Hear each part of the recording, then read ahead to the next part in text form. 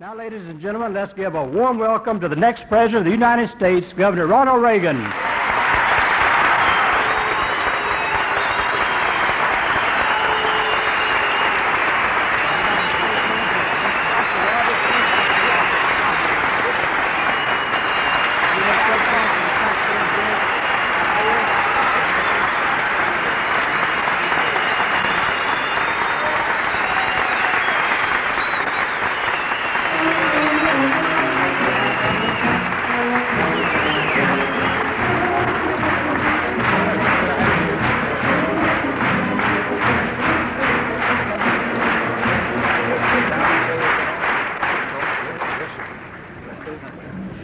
Governor Reagan, it's a distinct pleasure to have you in Chattanooga, and it's a special honor to have you on the campus of Tennessee Temple College. We give you a warm welcome, and at this time we want our people to show you how much we appreciate you coming to Chattanooga and to the campus of Tennessee Temple College. Governor Reagan.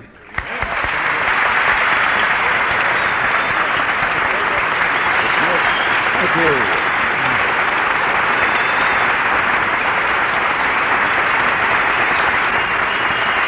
Thank you very much.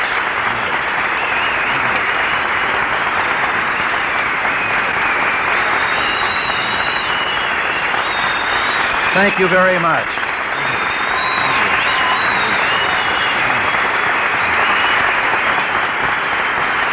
Please, thank you. Well, Mr. Smith, I thank you very much. Dr. Roberson, Dr. Faulkner, Mr. Mayor, members of the state legislature, the other distinguished guests here on the platform, and the students, the faculty, administrators, and the friends of Temple College, I thank you for a most heartwarming welcome. I'm also grateful that you left a... Is this thing still on? I'm also grateful that you left a few minutes before I had to talk after standing backstage and hearing that choir sing so beautifully, that hymn. If you had brought me on a few seconds sooner, I would have been unable to talk.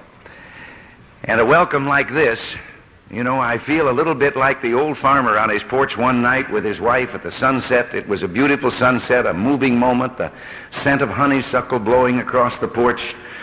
And suddenly he turned to his wife and said, "Martha, sometimes I love you so much I can hardly keep from telling you." I realize that I'm here in a hat that could be uncomfortable at this particular moment and in these particular surroundings. I've been out as a candidate in the campaign trail. A number of things have been happening out there. They tell me that Jimmy Carter the other day stopped his motorcade on an impulse and went over into a field and told a farmer he'd like to help him. Took the milking stool and the bucket and sat down to milk the cow. Looked up at him and while he was milking, and he said, "I'll bet you Hubert Humphrey wouldn't do this to get your vote." And the farmer says, "You can ask him, he's on the other side of the cow milking."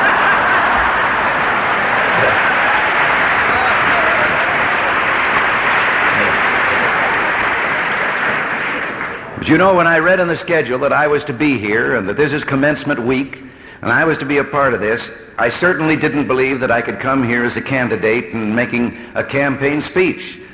And yet I was assured that I could. And you know, there was a fellow in the business that I used to be in who saved his money because he aspired to an operatic career. And finally had enough money that he went to Milan, Italy and studied voice. And after about 3 years, he was invited to sing at La Scala, the very spiritual fountainhead of opera. They were doing Pagliacci. And he did the beautiful aria Vesti la Giubba, and when he had finished singing, the applause from the orchestra seats and the balconies and the galleries was so thunderous and so sustained that they couldn't go on with the opera until he repeated Vesti la Giubba, and he sang it again. And again the same sustained thunderous applause, and again he sang Vesti la Giubba. And this went on, till finally he motioned for quiet. And he tried to tell them how much this meant to him in this, his first appearance in opera. But he said, "I have sung Vesti la Giubba now 9 times. My voice is gone. I cannot do it again." And a voice from the balcony says, "You'll do it till you get it right." And I have been assured that my fears I am to calm them and that I am to proceed with a campaign speech. And so I shall do that. I've been speaking on the issues and hopefully drawing the differences that exist between the candidates, which I think is the function of a primary campaign. So I'm going to do as I've been told. Over the last 7 years, the federal government in Washington has spent $500,000 on a study that learned that people get angry and tend to clench their jaws and even scream and kick when they feel cheated.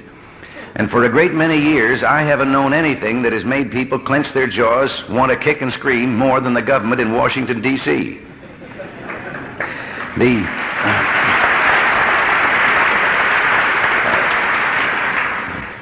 I will admit also that along the campaign trail, sometimes when you read some of the things that are being said about you, you have a feeling that you have to go home and explain to your children that you won't eat your young. But Abraham Lincoln, the first Republican president, said that it was possible for a man to be loyal to his government and still disagree with the policies of those in power. And a few weeks ago on television, I listed some of the disagreements that I have with the policies of those in power. Among them is a belief I hold that we cannot be on the road to a solid economic recovery, as we're being told from Washington, as long as that so-called recovery is based on increasing the national debt at a faster rate than we have ever done in our history. We aren't eliminating the economic problems by going deeper into debt at a rate of almost $2 billion a week, almost half of which is interest on the national debt. We are today $95 billion deeper in debt than we were just 12 months ago. I believe what we're doing, instead of curing our economic problems, is trying to treat a fever by breaking the thermometer. Now, in addition to this, governments, federal, state, and local, are taking almost half of every dollar earned in the United States in taxes. No society in history has ever been able to survive such a tax burden over a long period of time. 44 cents is the average. This means that government is the most costly item in the family budget, that it comes to more than food, shelter, and clothing for the family all put together. The Lord tells us that his share is a tenth. When we start computing Caesar's share, it comes out a little different. Now, it's been said in this campaign earlier on that there were no differences, no real issues between the two candidates. As a matter of fact, a senator has recently said that if the two Republican candidates were put in a dark room together, philosophically you couldn't tell them apart. Well, that's because the room is dark. If you turn on the lights, a few differences, I think, might be revealed. I have insisted that one of the differences has to do with our respective experience in government. Mr. Ford has been a member of the Washington establishment for almost his entire adult life, a congressman for more than 25 years, then appointed vice president, and now for 21 months in the White House. I spent most of my adult life out in the private sector, and then spent 8 years as governor of California. If California were a nation, it would be the 7th ranking economic power in the world today. But when I became governor, California was in about the same condition as New York City, bankrupt. As a matter of fact, the only difference between New York City and Washington is that Washington has a printing press.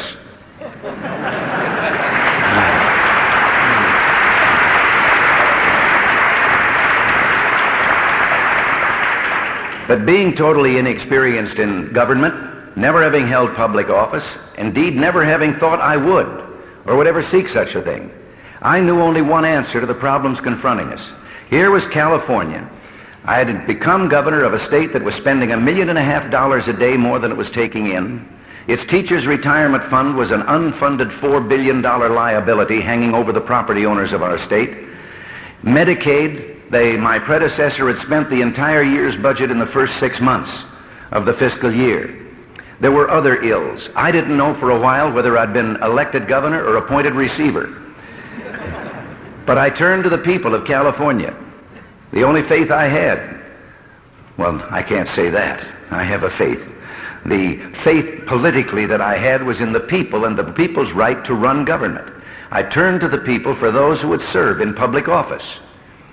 And I got those that did not want a career in government. I deliberately sought out those who had to be persuaded to make a sacrifice in giving up what they were doing to come in, at least for a time, And I told them they wouldn't have to stay the full stretch. If they couldn't, they could go back to their regular lives, but at least come in for a while. And we put together this kind of administration. For 8 years, we had a kind of watchword among us. We would say to each other in discussing policy, when we begin to talk about government as we instead of they, we've been here too long. And I would heartily recommend such an attitude in Washington, D.C. Now,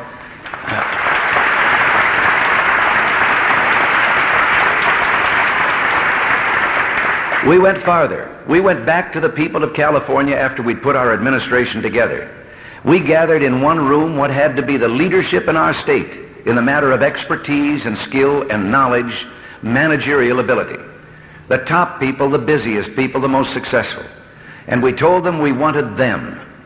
We wanted them to volunteer, to serve at no expense to the taxpayer, to come in and go into every agency and department of state government and come back and tell us how modern business practices could be put to work to make government more efficient and more responsive. I'm sure that many who volunteered at first thought they would take a few days off and do this, or serve on some committees.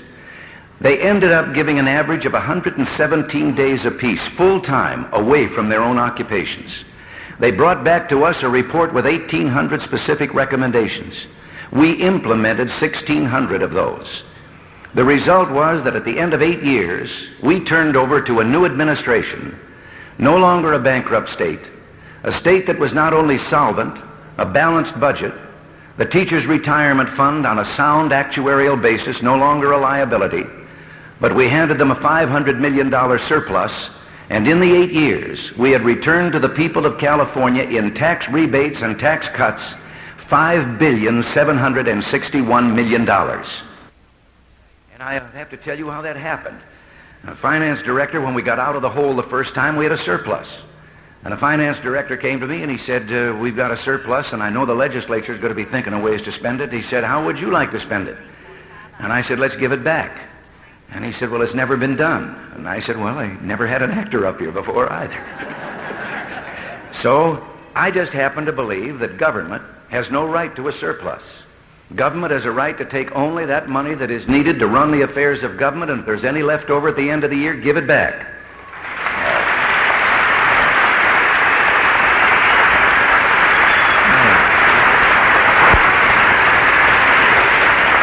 Now, I realize that's not going to be a problem at the federal level for quite some time. But once having set the pattern, we continue to do it. I found out that if you told the people in advance you wanted to give it back, the legislature was kind of bound to follow suit, even if they objected. And they objected. I had a legislature that was about the same complexion as the Congress in Washington, D.C. today, meaning irresponsible. Well, the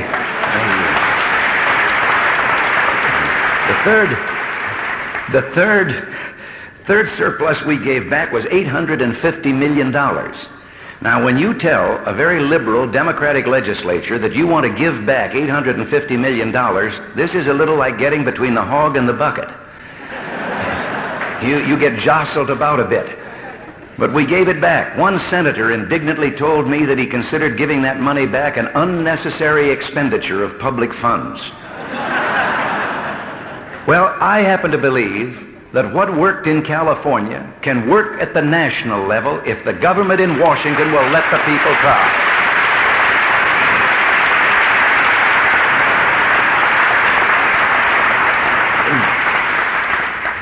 If government will just turn and believe once again in the people. Washington, when it tries to do things that the people should be doing for themselves, Washington is a colossal failure. But it never eliminates a failure. It keeps the present failure and then passes another one on top of it, and the cost goes up and the size of government goes up. A government program once adopted becomes the nearest thing to eternal life that we'll ever see on this earth.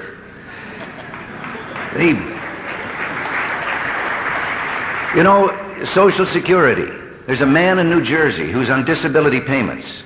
And the other day he received a letter that told him that they were discontinuing his payments because he's dead. Well, he read the letter, he didn't believe it. So he went to see them. And they couldn't argue with him, there he was, alive. And they couldn't argue with the computer either that said that he was dead. So they didn't know how to reinstate his payments. Well, he was pretty desperate. He was dependent on those for his total livelihood. They tided him over for a while. They gave him $700 to pay for his funeral. The federal government has been trying to build low-cost housing for the poor for more than 20 years.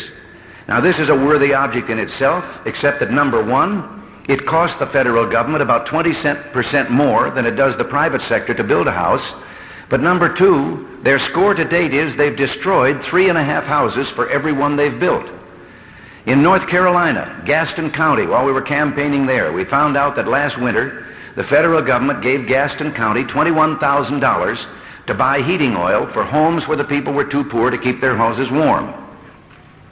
Now, they've discovered that $20,500 of that went for administrators' salaries and overhead. This was to supervise the buying of $500 worth of oil, 268 gallons. They're also trying to find out what happened to 128 of those gallons that disappeared and no one knows where they went or who got them. Then, of course, there's the woman on welfare in Chicago. She's on welfare under 80 names, 30 addresses, and 15 telephone numbers. When they caught up with her, she had bought her 4th Lincoln Continental, and it is estimated her take is $150,000 a year, tax-free. 3 years ago, we lined up at the gas stations. The Arab oil embargo was on. 500,000 workers in this country lost their jobs, were laid off because there was no fuel to fuel the industries. Project Independence was launched with great fanfare in Washington. Congress said we were going to make this country so independent of outside sources of oil and natural gas that never again could we be blackmailed as we were then. And so they set out to talk about a plan for Project Independence. And they talked, and they talked, and they kept on talking, and if we could have harnessed that hot air, we wouldn't have had to turn the thermostats down.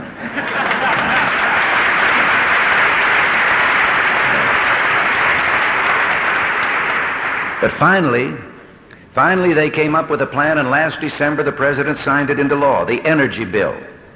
And almost instantly, all over this country, drilling rigs started closing down, because under this legislation there is no longer any profit in going out and exploring for oil and gas. No one can afford to do it. And so today we find ourselves, after 3 years of supposed study of the problem, more dependent on outside oil than we ever were. We're importing now more than half of what we consume. We're producing actually less than we were producing 3 years ago. If there is an embargo today, we won't line up at the gas stations because there won't be any gas. And the wheels of industry will grind to a halt and millions of people will be laid off. It is hard for government to realize that sometimes it serves us best when it does nothing. And government should have done nothing about this situation.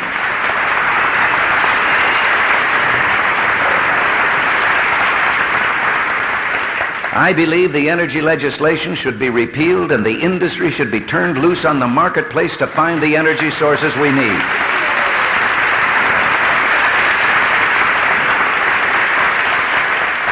I found one the other day. Maybe we'll be in disagreement on this one, where Mr. Ford and I disagree. He has a bill before the Congress, an administration bill as it's called, that is being pressed by the Attorney General, that has to do with crime fighting, and in this instance it is a gun control bill. It is a bill that would make it difficult, if not impossible, for the law-abiding to get a gun, but it wouldn't do anything to keep the criminal from getting one. And this is true of most of the gun control legislation. Now, it is the criminal with a gun that is a problem, not the sportsman or the gun collector or the citizen who maybe wants protection for his own home. I believe in California we found a better approach. The problem is the criminal with a gun. We passed a law that said if someone is convicted of a crime and had a gun in his possession when he committed that crime, add 5 to 15 years to the prison sentence.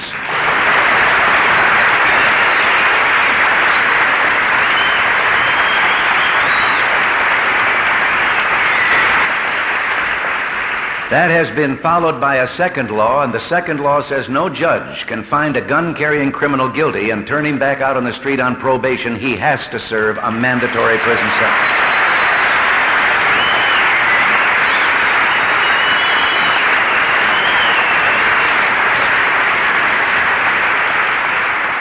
Now, probably some of you have heard here and there a rumor that I have been talking about the Panama Canal.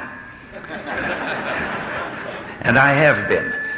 The Panama Canal, for 2 years now, we have had a team quietly negotiating what is really a turnover of our sovereignty in the canal zone and the canal itself over a period of time to the government of Panama. The government of Panama happens to be a dictator who seized power militarily 8 years ago, throwing out the duly elected government. There has never been an election since. There are no civil liberties. There is censorship of the press. Evidently, these negotiations were started because he has threatened bloodshed and violence if we don't turn this over to him. But what amazed me when I discovered this was how little the people who really own the canal, the American people, knew about what was going on. That this has been going on. Indeed, there were denials from Washington when I first spoke of this, that it was going on, that we had no intention of doing such a thing. And then congressional testimony was revealed that indicated, yes, we have been and are negotiating it away. Now I've been charged with irresponsibility, that the country would go to war or something of the kind if we did not persist with the negotiations. Well, we have negotiated with the Panamanian government twice, 1936 and 1955. In each instance, we arranged things that eliminated points of friction, that made us a better neighbor to them. We got along better in both those revisions, but neither treaty, 36 or 55, did we ever permit the negotiating of what the original treaty says are our sovereign rights in the canal zone.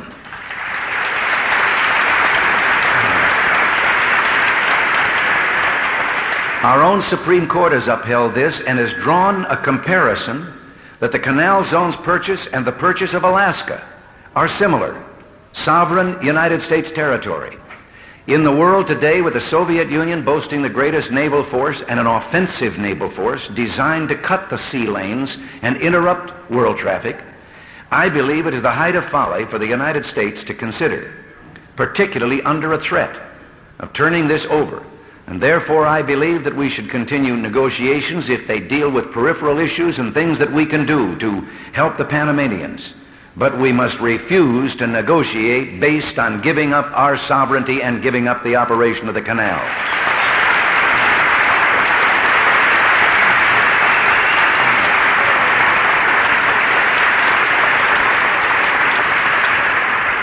But while we're talking things of a foreign nature, earlier this year, Dr. Kissinger said there was no alternative to détente. And Mr. Ford said that no one who advocated abandoning détente could be elected. And I kind of hope he's right, because now he said he's not going to use the word any longer. But he's going to continue the policy. Well, it wasn't the word that bothered us. It was the policy.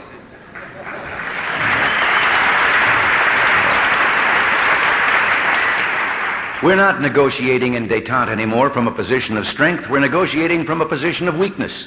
Because under our policy in recent years, our military posture has deteriorated to the point that the Secretary of Defense refuses to say that we're still number one. Now, I didn't get my facts out of a crystal ball. I have studied with and consulted with and read the writings of some of the very people that are available to the administration in Washington, indeed some of their own appointees, including the commander of the NATO forces in Europe, the chief of engineering and research in the Pentagon, the top defense expert of the Library of Congress. The Secretary of the Army has stated that if this country had to go to war tomorrow, it could only equip half its divisions. I believe that Dr. Schlesinger, as Secretary of Defense, was trying to tell the American people of our deteriorating position in this field, and that's why he is no longer a member of the administration.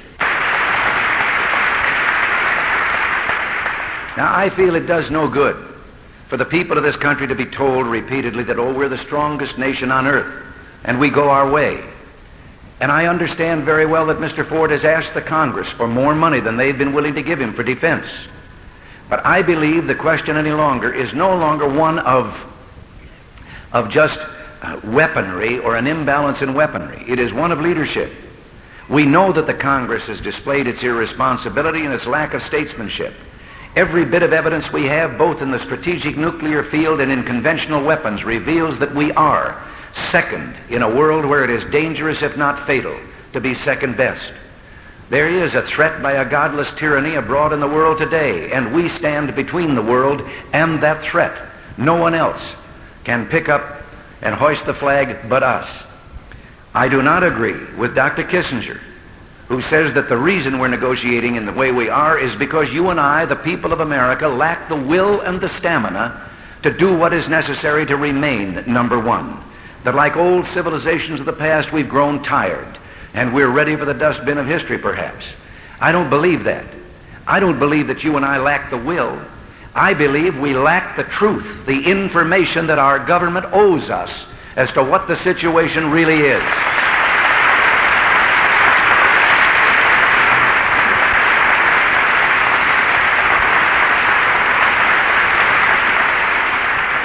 Mr. Ford has claimed that these are his colleagues and his longtime friends in Congress, and therefore he continues to deal with them. I believe it is time for a President of the United States to take his case to the people of this country over the heads of the Congress.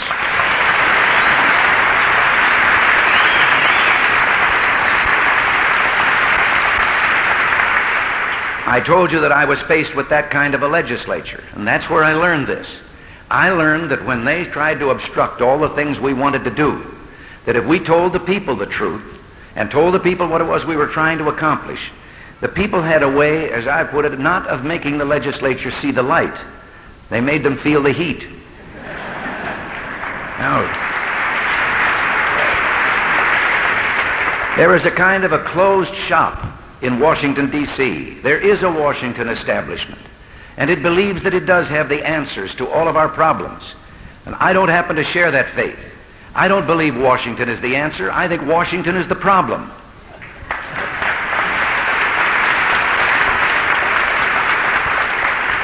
We can no longer afford politics as usual, nor can we afford an ever-growing leviathan in Washington, a bureaucracy, a buddy system believing in its own omnipotence. Big governments make people small. What we need today are big people making government small.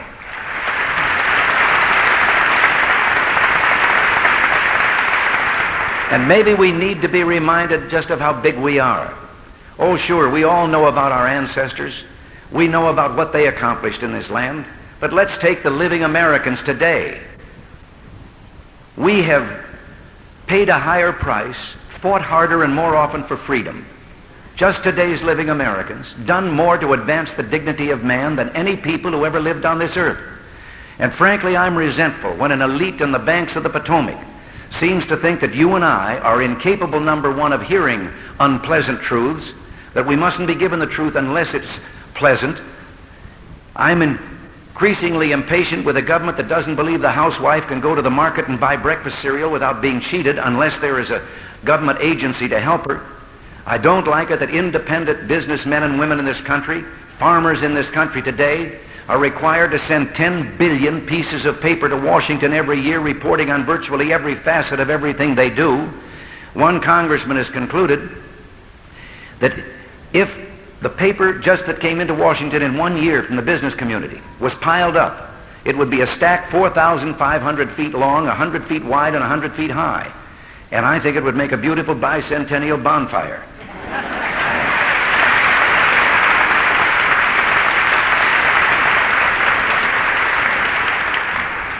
You know, 25 years ago, the Hoover Commission found out that the federal government files 1 million reports a year just reporting there's nothing to report. No Republican is going to win in November without the help of millions of Democrats and independents. The problems cross party lines, and I believe the people are ready to ignore party lines. I think there is a new majority abroad in this land. In '72, there was a hint of it when millions of Democrats came over and voted Republican. Not because they believed in republicanism or even understood what it meant, but for the first time at the McGovern convention, they had seen where their party was taking them, and they voted against. Well, I think that new majority is still there, but this time, let's give them something to vote for instead of just against.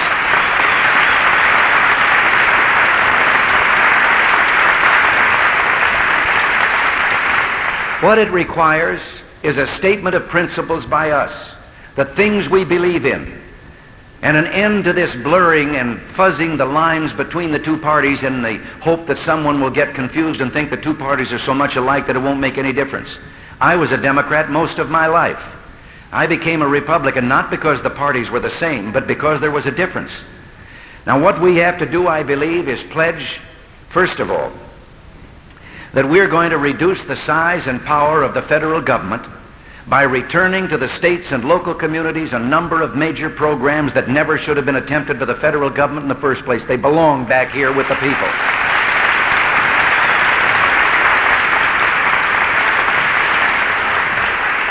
And one of the first of those is welfare.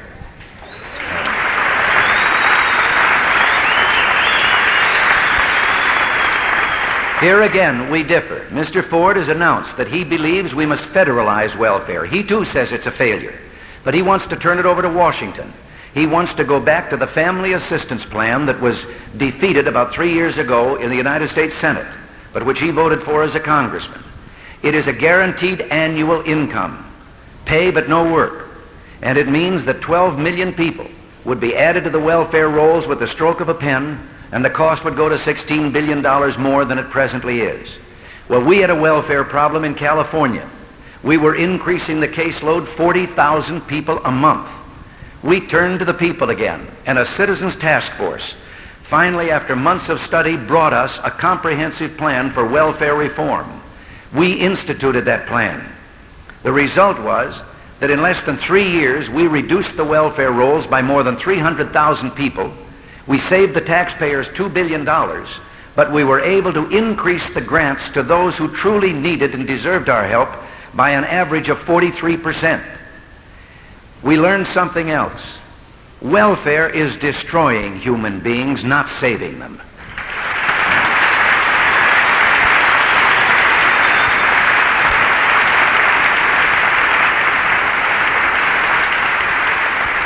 There is a spiritual side to man that is being neglected in just thinking by meeting their material needs.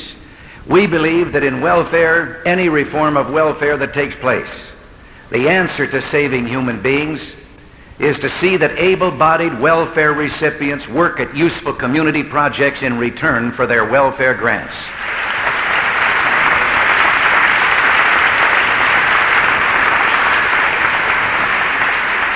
There is another program that I believe belongs back at the local level. We built the greatest public school system the world has ever seen, and we built it at the local level.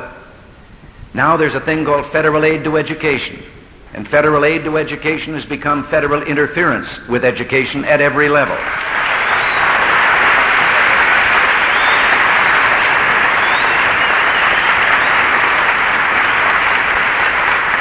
When I suggest turning these programs back, I mean also that Washington should turn back the sources of revenue to pay for them, not grants by which they keep strings attached and tell us how we can spend the money. Take the tax source itself and turn it over to the state and the local community for the funding of these programs. And with regard to education, who knows? If we could get Washington out of the classroom, maybe we could get God back in.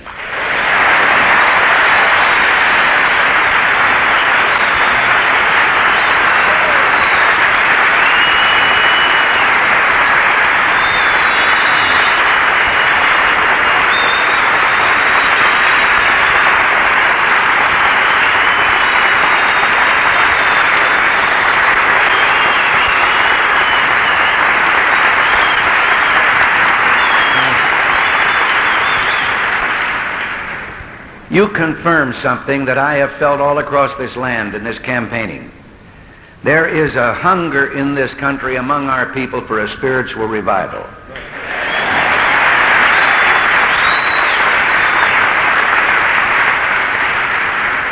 It is time, I believe, that this nation under God returns to the moral values upon which it was founded, and that we want to believe in ourselves and in our government once again.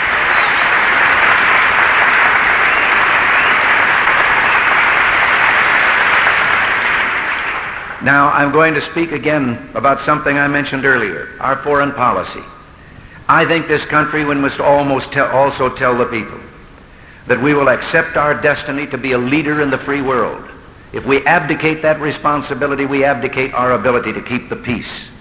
And I think that means that we ask our people to do whatever is necessary to see that this country remains so strong that no other nation on earth would ever dare test our strength and thus violate the peace.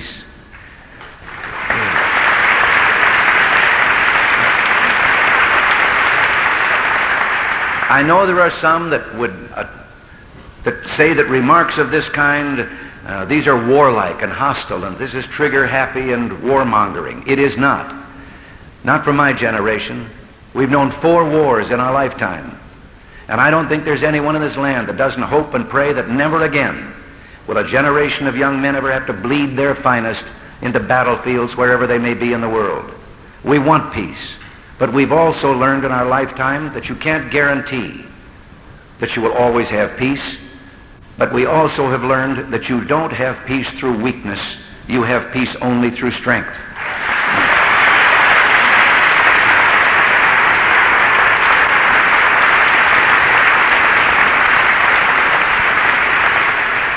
I think for the past decade or so, this country committed what was one of the great immoralities in our national history.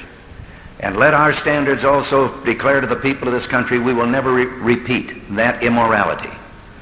We asked young men to fight and die, but we asked them to fight and die not for a cause that we believed was so essential to our national welfare that we had no other choice but to make that request. Never again must young men of this country be asked to fight and die unless it is for a cause so important to this nation that we intend to win it as quickly as possible.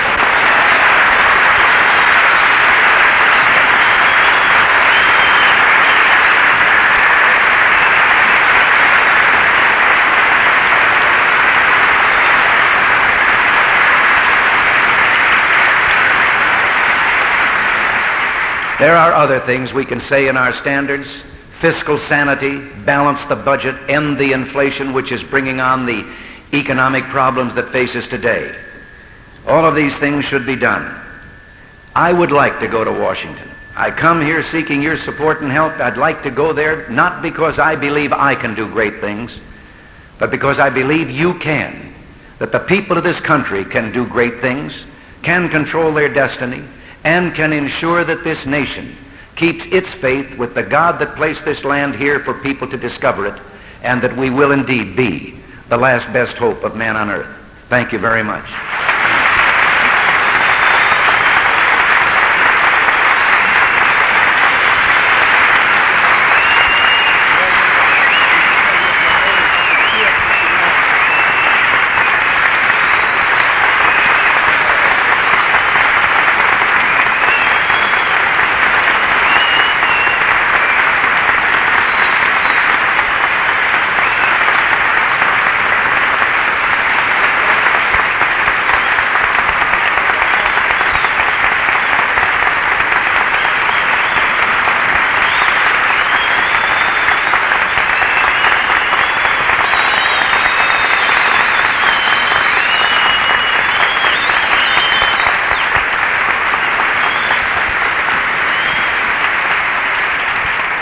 Now, if you'll take your seat for just a moment, we're happy to have our mayor, the mayor of our city here today, Mayor Charles A. Pat Rose, and Governor Reagan, if you'll come back to the microphone just a moment, we have some presentations to make to you at this time. Mayor? It is my pleasure to represent you at this time to tell Governor Reagan that we very much and most sincerely appreciate his concern and his interest in the people of Chattanooga, Tennessee, and the fact that he would take time from a nationwide campaign to come to our city and to share with us the viewpoints that he has to express that would represent his interest and his priorities from the standpoint of the Chief Executive of our United States. Therefore, I would like to present to Governor Reagan an Ambassador of Goodwill certificate. And by the way, I can't think of anybody that might be more interested in generating goodwill than a presidential candidate. But an Ambassador of Goodwill certificate on behalf of each of you, and Governor, on behalf of many thousands that would be here today, except for the limits of the confines of this building. And we appreciate your coming by our city and sharing with us your comments. It's very obvious to me that you're in the room of a lot of people who I think are typical of the people of our area. These people love the Lord. And they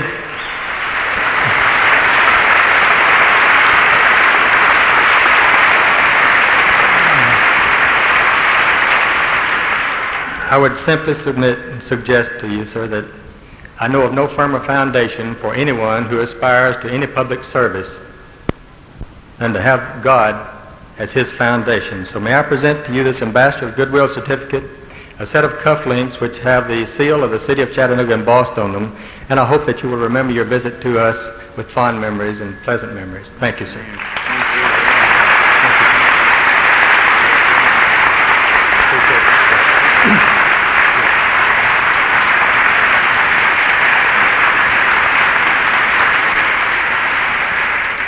Governor Reagan, you have a lot of time on your hands, I'm sure, where you can traveling from one place to another, you can read some books. So I have for you today, we're going to, on behalf of Tennessee Temple College, the 1976 yearbook of Tennessee Temple, a copy of the report of J.B. Collins, the Urban Affairs Editor of the Chattanooga News Free Press regarding the Highland Park Baptist Church, one of the largest churches in the world, and a catalog about Tennessee Temple schools, and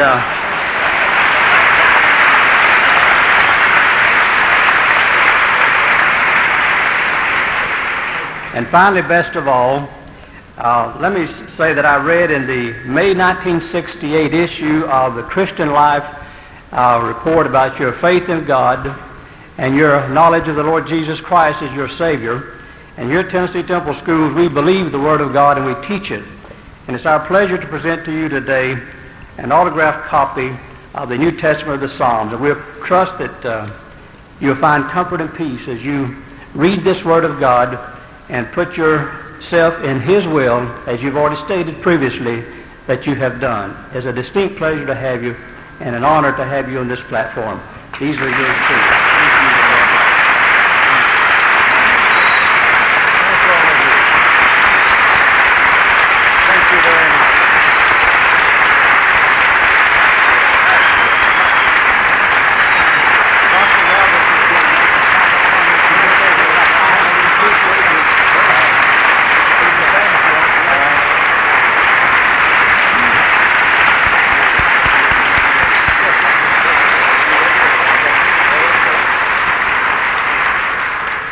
We want to give the time at this moment to our beloved Chancellor and founder of Tennessee Temple College, Dr. Lee Roberson, a moment to make a comment.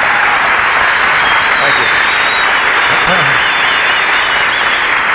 I know that you've been inspired by the moments we've had together, and I, too, were impressed by one article given me by a friend that said three things about Governor Reagan.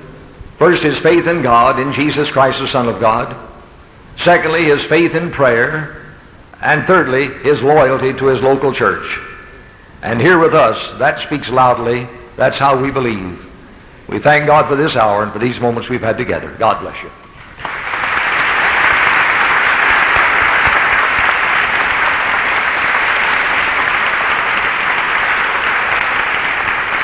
Before we leave, let me tell you how pleased we are that you came to this occasion.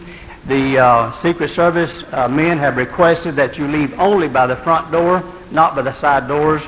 And as Governor Reagan and those on the platform leave to go out, let's give him one more big round of applause to show him our appreciation for his coming.